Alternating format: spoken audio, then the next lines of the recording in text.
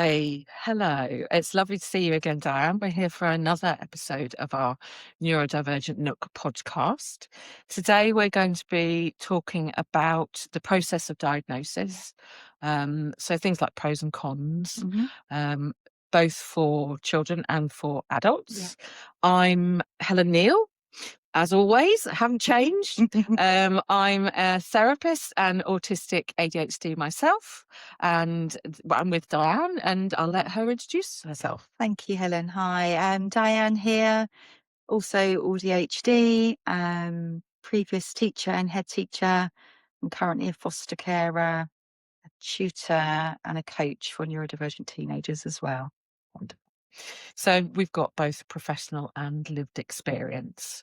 So to start out, I guess, start at the beginning. What was it that sort of led you to seek Mhm. the diagnosis? Because obviously you're formally diagnosed both. So I was diagnosed 4 years ago now with ADHD, and diagnosed just over a year ago with autism. So very late for both. What made me think whether that was a process to go through, um, kind of that personal experience of going through referrals and assessments for some of my own children. Um, that was, kind of, I suppose, the crux in terms of, questioning and wondering where that kind of comes from in your family, and and who else in the family might be neurodivergent. Um, When I was supporting one of my children through their ADHD assessment, um, my other family members made it very clear how they felt, that they thought I also had ADHD. And while that was happening, I was also saying to my husband that I thought he had ADHD. Um, and kind of, yeah, and while that was all happening, family members were also telling me that they thought I had autism, which I did not believe at all, not for any particular reason. But that was something that I was kind of adamant I didn't also have that. Um, but when I got my diagnosis of ADHD, um, and continued to learn more about that and what that means for an adult, I knew that it kind of wasn't the everything. I was processing, that diagnosis, the ADHD one, and processing, the whole entire of my life, and that kind of, roller coaster that you go on, just thinking back to everything. But yeah, kind of there seemed to be a missing bit to the puzzle, which turned out to be my autism diagnosis. So yeah, that's how it kind of happened for me. Yeah. What about Yeah. you? So for me, actually, I was diagnosed late in my 50s, ADHD, and then 18 months later, Yeah. diagnosed autistic. And it all fell out of my training. Perhaps it fell Right. out. It sounds a bit strange. But I'd not really thought of it. It wasn't on my radar. I didn't really Right. understand it, didn't know enough about it Right. Yeah. Okay. until I did my counselling training, Yeah. and then suddenly started to think, oh, hold on, This the is good. reason I can't concentrate and I flip from one task to another, Yeah. Yeah. and I'm really struggling to start this assignment, Yeah. that Yeah. That's a big kind of one. thing. Yeah. I suddenly thought, oh God, I didn't realize there might be an explanation about cognitive difference Yeah. that Sure. might explain that, Yeah. rather than me just labeling myself as lazy or incompetent or just, incapable. And that genuinely is how I felt sometimes, because I just didn't understand that that was a difference. Difference. Yeah. And just, I assume then you just kind of learned that was, or told yourself and taught yourself, that's just what I am, and that's just the stuff I'm not good at, rather than. Yeah, rather than actually sort of thinking, well, there is an explanation for this. I can be a bit more compassionate to myself Yeah. when I, you know, forget things, or when I'm getting quite anxious about that deadline, but still, Yeah. you know, it's important to me, but that's what's supposed to get you started. And it wasn't until last minute that it would get me That's it. started. Pressure. I can do it now. I've got the pressure. Yeah. And that Yeah. urgency kicked in, and Yeah. the adrenaline, you know, Yes. because we know about that now, Yeah. because I understand that about the presentation that, you know, my brain needs. It Yeah, needs that that's it. urgency, that novelty, you know, that interest, Yeah. and it'll get me going. And it was that, I suppose, that drove me Yeah. to seek the diagnosis, is alongside the support. Right. Okay. And during that, kind of realization, I suppose, for yourself, did you do what I was doing and also continue to do, just kind of analysing every family member, an extended family member that you've got? I think it's only natural to Yeah. do that, I Yeah. think. And it's difficult, isn't it? Because, you know, when you've, I suppose, been in the dark for nearly 50 years, because you're a similar age to Yeah. me, about this sort of Mm. type of difference, Yeah. you suddenly start thinking, oh, well, actually, where's it come from? Yeah. For me, Mm. where's it come from? Mm. And I looked at my dad, at my mum. My brother has severe mental health challenges, and I looked at, you know, maybe the overshadowing that has been going on for him, because they focus on the fact that he has schizophrenia, Yeah. and then they don't really think about the other differences that he Yeah. might have, Yeah. and take that into consideration. Yeah. So I think it was a part of the natural process, and my Mm. kids too. But that, Yeah. Yeah. you know, that I think it's I think it's that autistic bit of me that wants to know the answers. And I completely understand that. I mean, I go around, that person's got ADHD, that person's got autism. If I could, you know, get a pound for every time I got that right, I'd be a millionaire, I think.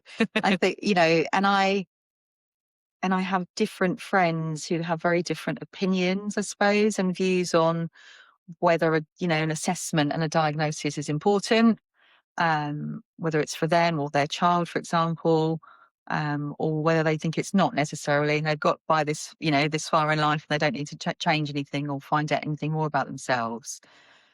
And I'm very aware that I sometimes get frustrated by that, because although my journey's been tough in the last few years, it has answered, thousands of questions. Yeah.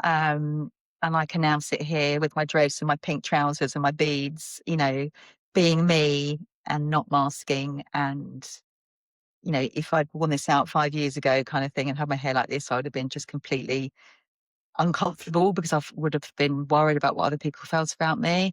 And I think that having some of those questions answered, even if you're answering them yourself, is important, but it's not for everybody. And that's the autistic bit of me that I have to try and think that person isn't necessarily seeking the same stuff as I am. But if I look at that from an education perspective, from my career, I still think it is important for a child or a young person to get the right diagnosis. And I really, really do. I know not everybody in education necessarily thinks that way. And, any good school, most of them out there will be supporting a child if they just have that profile, for example, of autism or ADHD or, anxiety or, dyslexia, whatever it might be, even if they can't get that assessment, because of long waiting lists. But we have to be the, advocate for those children. And I think that if that is even just a case of getting them on a waiting list, that might take another, 2, 3, 4 years, depending where you are in the country, then it's important to do that, and especially I think for teenagers that might need that kind of support and guidance, for still years years ahead of them, especially in, going through exams, etc. Then why not give them some more understanding about themselves if we can? And I guess, we sought our later diagnosis for understanding. Yeah. And depending on the support needs, Yeah. that diagnosis, it may be super beneficial for it to come earlier for higher support needs. But I do think there's a sort of a misunderstanding sometimes around, the concept of higher support needs Yeah. and how those needs might manifest just because somebody, so for example, if I look at my brother, Mm. you might think that if he was neurodivergent, then he's not got any other co-occurring conditions in Yeah. terms of Yeah. physical disability or intellectual Mm. disability, but his internal world is very, very complex. Mm. He's schizophrenic, Mm. he struggles with mood disorders, he is potentially PDA, Yeah. and it's trying to understand and unpick Mm. those needs Yeah. um, can be quite complex um, if we're just focusing on the need, particularly within the way our system is set up. Yeah. Yeah. Um, and it's not just the need, it's the support, isn't it? And it's Mm. the, kind of the provision, for that Around person it. around it as well. And like you said, so that they can manage in society, which, whether you have a physical disability or, whether it's an invisible disability like, like ours, um, it's hard, isn't it? Mm. It's difficult. And, I haven't quite got round to the point of wearing t-shirts shouting, I've got ADHD and autism yet. Um, but yeah, you kind of just want that little bit of support and understanding, don't you? I think post-diagnosis, because you're going on that journey and yeah, just be nice. And you just kind of want somebody to sort of be supporting you on that journey, I suppose, don't you, really? Absolutely. And I guess you're touching on there one of the Mm. reasons why, some people don't pursue a Yeah. diagnosis. It's, Yeah. and I've seen it in my work, Mm. and I work with diagnosed, undiagnosed, Yeah. all children, adults, and sometimes it's that associations with some of Yeah. these labels Yeah. that can hold people back. Yeah. Yeah. And for sure, I've seen that lots, when supporting parents, in my role as Senko and head and stuff, where you might be, when I worked in early years, might be that person who's saying that for the first time to a parent or a carer. We've noticed X, Y, and Z with your child, and we think potentially or possibly that that they may have this and that, even though you obviously can't diagnose. Um, and, wow, the different responses, reactions that you receive from, a parent or a carer is obviously completely unique and, personal to that parent that you're talking to. Um, and, sometimes it can take years of really kind of subtly supporting that family, but continuing to sow those seeds so that hopefully at some point that parent might say to you, okay, I think we're ready. Let's get that referral done. Yes, we want some help. Yes, we want some support. Yes, and of course they always want what's best for their child. But I think sometimes they can be so terrified and frightened of, what we're kind of about to, um, open. Yeah. Um, and obviously a lot of the time then you are also working with that parent who's potentially neurodivergent themselves. So when you go on that journey with that parent about their child, you are usually doing that as a whole kind of family unit. Mm. Mm. And what they all learn about each other over that kind of couple of years really can be quite intense and yeah, a privilege to be part of. Um, because you end up quite often in schools, holding those families, kind of emotionally as well. Yeah. And it is a very emotional journey for Mm. everybody. Mm. And I suppose that's that's why it's such a personal Yeah, thing, as to yeah, choose yeah, to focus on the child's needs. And I yeah. suppose in the UK, Mm. the education and healthcare plans for the moment, we don't know what's going No. on with those, are needs based, Yeah, yeah. theoretically. Mm. But we all know how difficult it can be. And Yeah, I'm sure you've worked with many a parent around the fight for getting, and it is a fight yeah. a lot of the time, for getting what their children need in So this much. country. Yeah, yeah, yeah, so much, I mean, I look at, EHCPs regularly, um, knowing that, in reality, a school's, not going to be able to, be able to meet every single need. And that parent, seeing that as, well, if it's there, my child has got to have that, and then that's where that potential of relationships then break down between, parent and carer or school. Um, I'm working with, a family at the moment who want their child to have a more kind of, bespoke package at school. I was, saying that that's probably not likely to happen, not because the school can't, or, that won't or don't want to, but there is such limited, funding, such limited training opportunity, training and funding for training in schools, etc. That, what you're wanting is so bespoke, and, your child is one child in that whole school, that, schools can't manage that. And that's a really hard conversation to have when a parent, quite rightly, only wants the very best for their child, Yeah, yeah. Um, and how do we come to make, have that a mutual working, successful relationship, so actually the child benefits, when the school and the parents are, sort of working in harmony. And I can't see that problem going away for a Mm. little while yet. Yeah, well, I'm crossing everything for Mm, the reforms, but yeah, as yeah, we all are, we're all mm, kind of, I hate to say it, skeptical yeah, about what's going to happen. yeah, Um, and I guess that leads on to that diagnosis question around the child, and what your experiences have been mm, in terms of working with younger children and teens around yeah, that, you know, yeah. identity for them. Yeah, and again, a variety of kind of responses and reactions that I can, think of with different young people and teenagers. Um, I was working with a teenage girl a while ago, who has a diagnosis of ADHD. And then, at college one day, she said, "Oh, I did an autism test today, and it's come out that I'm very highly likely." And it was, kind of one of those online ones.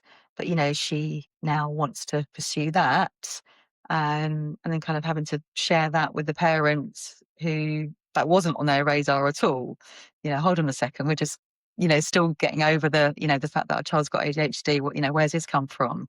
So for that, that particular girl, she was interested and curious to find out more and more about herself. Um, so yeah, that's, kind of one example of, one child. I mean, I've got, another one I'm working with who just received an ADHD diagnosis, and they already knew that they had autism, and just really cheesed off, great, great, I got something else kind of Mm, response. yeah. And that's hard because, what are they saying to themselves? Are they, they're obviously, it sounds like they're seeing that as another negative thing. Um, yeah. And kind of, I think, for some teenagers, there's kind of that little bit of, almost a little bit kind of like learned helplessness. Oh, well, when I've already got, this and I've got that, then, what's the point of doing this? What's the point of trying at school? I'm just in, the low groups or whatever anyway. So I think a lot of it, a lot of the responses I've seen have initially been quite negative for that to that person about themselves. Mm. And then, so that's where, I come in as a coach, or, you as a therapist, isn't it? And try and support to change that mindset a little bit, isn't it, really? And make that a more positive experience. And I guess that's, I suppose, partly you know, particularly with a team maybe, Yeah. but I'm also thinking about myself and looking back when Yeah. because Yeah. you kind of have those the difficulties that sometimes ADHD, and I talked about them at the beginning of the conversation, and you think, well, that I'm just rubbish, Yeah. you know, and you're not rubbish, No. you're just different, but that creates that internal voice and that internal critic, and the self-esteem, and it's not, you know, as soon as I got my diagnosis, I didn't suddenly go, "Yay, I'm aced." Yeah. That's not how it works. And I work with a therapist. Yeah. Yeah. And you know, it sounds like you're working with teens in a similar way. It's not. Yeah. It doesn't suddenly go, No. does it? No. You No. know, and it takes time, Yeah. and particularly, you know, I tend to process emotions slower. Yeah. And, you know, I sometimes go 3 days after it, I've experienced something, "Oh God, yeah," and I'm a therapist, you know, "Oh God, yeah, now actually I think about that, that's because I was really sad because X." Yeah. Yeah. And now I understand Yeah. why I was a little bit off Yeah. then. Yeah. So, you know, not all the time, you know, but I always pick up on it. it depends how tired I am, what my energy levels are like. Yeah. But now I understand that too. Yeah. I can be a little bit more forgiving of Yeah. myself. And that like, is so important, isn't it? When, you know, we are amazing at being such, you know, critiques of ourselves all of the time. It's lovely, isn't it? We can just go, I'm going to forgive that today, or just forgive the last hour, and just being, being kind to yourself. Yeah, definitely. And, you know, I was labelled too sensitive from a really young age because, you know, my dysregulation often appears as crying. And Right. I'll Okay. cry at lots and lots of different things, Okay. like sadness, embarrassment, even anger sometimes, Yeah. or shock, you know, lots of different things. Sure. Okay. And I guess the diagnosis helped me realise that that was just me. Yeah, and that's okay to And feel that's like okay to that. feel like that. Yeah. Yeah. Yeah. Yeah. And you know, I say just me, but you know, we're all more than, and I think that's the other thing as well, is to remember that being autistic, ADHD is one part of a usually complex human being. Yeah. And there's lots of other bits to me. Some bits are really annoying. I'll admit that. Even to myself, you know, they're really annoying. Yeah. But I think that's the breadth and depth of the humanity, isn't it? Yeah, absolutely. And it's just, you know, hopefully every human on this earth thinks about themselves and is reflective, isn't it? I just think that, you know, us neurodivergents are good at doing that 24/7 without stopping day and night. Am I this? Am I that? But I think, you know, for any human to grow and evolve, isn't it? It's important that they do challenge their own thoughts and, Absolutely. you know, and as you said, forgive, be kind to themselves when they need to as well. Yeah, it's having a balance, isn't it? But I think, you know, and again, this is, you know, very personal to me. I think that's why a diagnosis, if you are neurodivergent and you haven't got one, might just help you at some point in your life. You know, I think there will be an experience or a time when you might go, oh yeah, I'm glad I got that diagnosis. That's helped me to understand why I, you know, responded or whatever to that situation. Yeah, that's what I hope will do that. And I guess this is something that I talk about quite regularly with other neurodivergent people, is just because you get the diagnosis doesn't mean that you're not a unique, wonderful individual. And I think there's a couple of books that I read recently. Stephen Unwin, which is Beautiful Lives, about his son, Joey, and another one, Diagnosis Human, by Ellie Chappell, about her daughter. Okay. And they're both very moving stories and lived experience about how the value of just human and humanity. And I think sometimes the word diagnosis takes that away. I agree. And Yeah. and that's maybe why I can kind of understand both sides. So that some people do want to pursue a diagnosis and some people don't. Yeah. And it's I suppose it's about honouring that. Totally, yeah. And I would, completely agree with you and not ever push, I sincerely hope I wouldn't ever push that on somebody. Yeah, maybe that diagnosis word needs to be changed to self-understanding or something. Some people like identification. And I there is Luke Bearden, who's a very eminent autistic scholar, Sheffield Hallam, I think he uses that. Yeah, and that's, and maybe that is, and maybe that's something we could talk about in another podcast, isn't it? That what is kind of that feels right for you, isn't it, to identify who you are, and I whether guess, you, and then again, sorry, interrupting you. it's all right.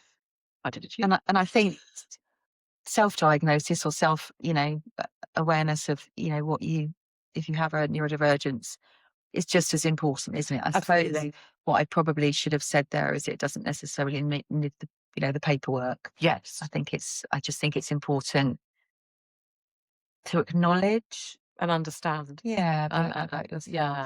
Yeah. I've got, a particular family member who won't even have that conversation, and thinks that, it's impossible that they may have, what I believe is autism.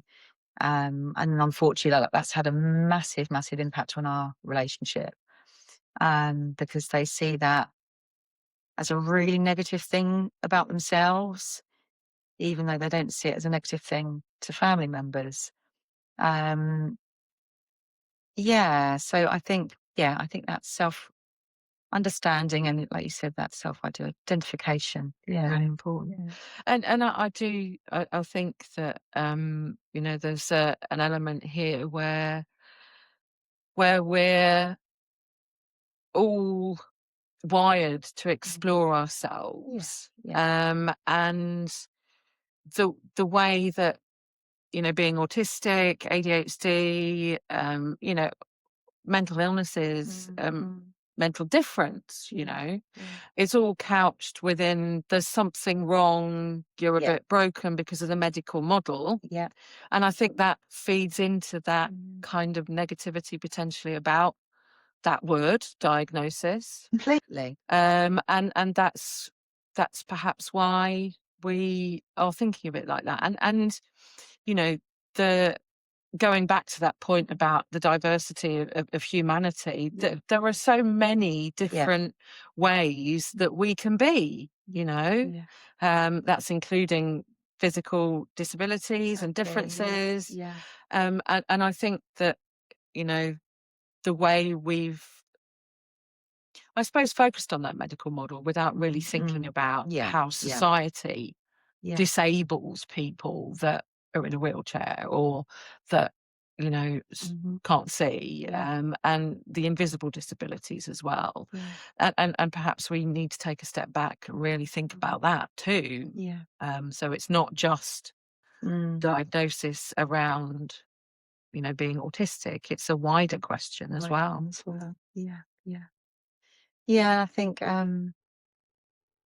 just taking time, isn't it? Taking time in the day to think about yourself or your friend or your family member that, may have whatever need that they've got. And just raising awareness, isn't it? It's just so important. It really is. Absolutely. Yeah. So I think that kind of brings us round to the end of the podcast. Thank you so much, as always. And thank you to our listeners for being here. We'll obviously be back again next week. Every Tuesday we come out. So I hope you've enjoyed this, and let us know if there's any topics you want us to cover. And feedback generally as well. Yeah, we're really keen to have feedback now. We've kind of got into the groove of doing this each week. We'd really appreciate that. Absolutely. So thank you so much for turning up, and we hope to see you again soon. Take care, everyone. Bye bye.